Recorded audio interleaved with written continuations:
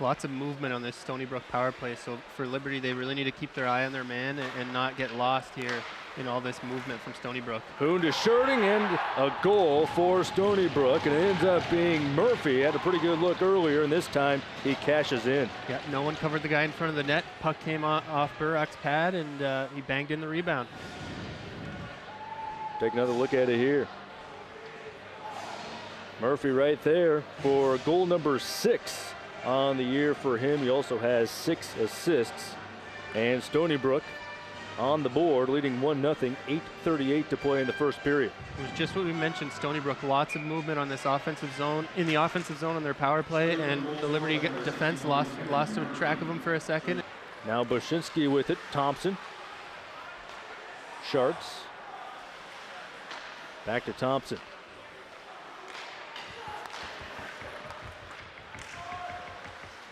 Nelson takes a shot and scores!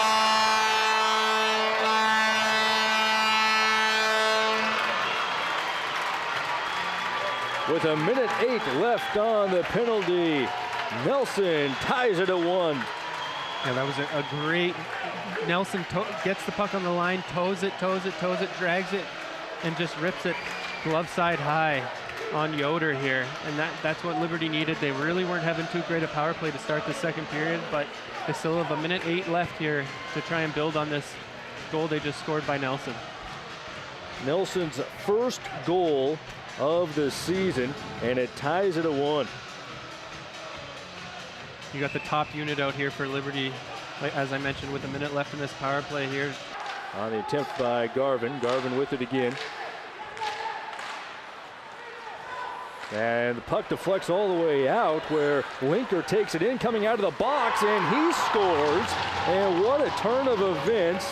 Linker comes out of the box. He was the man serving the 5 minutes for Richard Shipman, the goalie, who was disqualified for fighting earlier. And he comes out of the box, and look what he finds. Yeah, just a low shot just over the pad and the glove side on the breakaway on Burak. That's probably one Burak's going to want back. It just hit his glove, but that really was crazy. It had a carom off I believe one of the Stony Brook players right in front of their own net, and it lands at center ice to the man that just stepped out of the penalty box seconds before. Instead, Stony Brook maintains possession. O'Brien.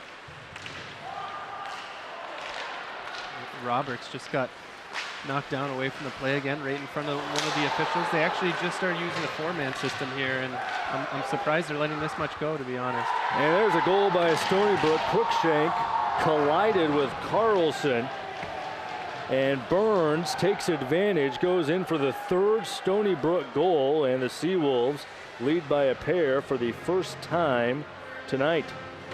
Yeah, I can't imagine the Liberty players are going to be too happy about that. They kind of got caught up the ice in a 2-on-1 for Stony Brook, and Burak really had no chance there. It was a great release, blocker side high.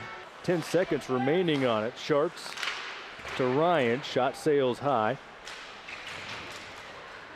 Thompson with it. Goal! Thompson able to find the empty space and bring Liberty within 1. Great patience by Brock Thompson there, just continuing to build off his offensive night last night. Just outweighted the Stony Brook defenseman, got his commitment to the pass, and shot it short side and beat Yoder. 1 second remaining in that power play, so that's another power play goal for Liberty here. Thompson's 4th goal of the weekend after the hat trick yesterday.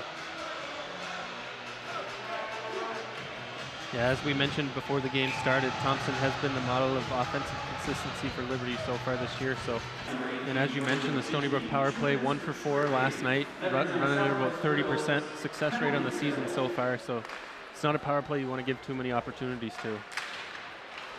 And right there, Stony Brook makes it 4-2. They waste absolutely no time, only 14 seconds into the advantage, and Stony Brook recaptures that 2-goal lead.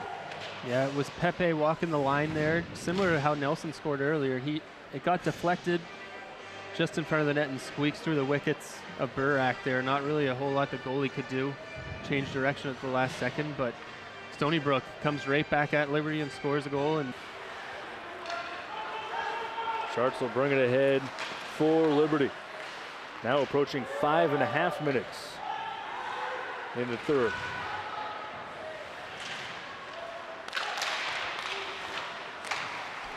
And Garvin brings Liberty within one. Gammer found him, and Garvin makes it a one-goal game with 5:23 to play.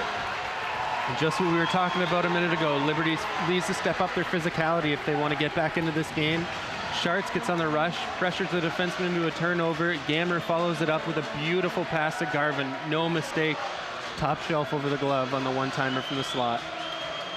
Able to beat Yoder glove side, and now Liberty within one. Baumberg wins it. Shot off the crossbar. Oh, so close to tying it at 4. It hits the post, though, and now it comes out to neutralize. Fricks with it with 22 seconds to go. And now a turnover, and Crockett will seal it for Stony Brook. And it's 5-3 Seawolves, almost similar to that second period where Liberty seems like starting to build, get some momentum, a great opportunity, and then you blink an eye and suddenly Stony Brook has a goal instead. Crockett this time capitalizing on the empty net. Yeah, it's a game of inches for sure. Schartz just narrowly misses off the crossbar in one end. As Stony Brook will split the weekend 5-3 tonight after Liberty won 8-2 in the first matchup. We'll have more on this one when we return. 5-3 Stony Brook wins.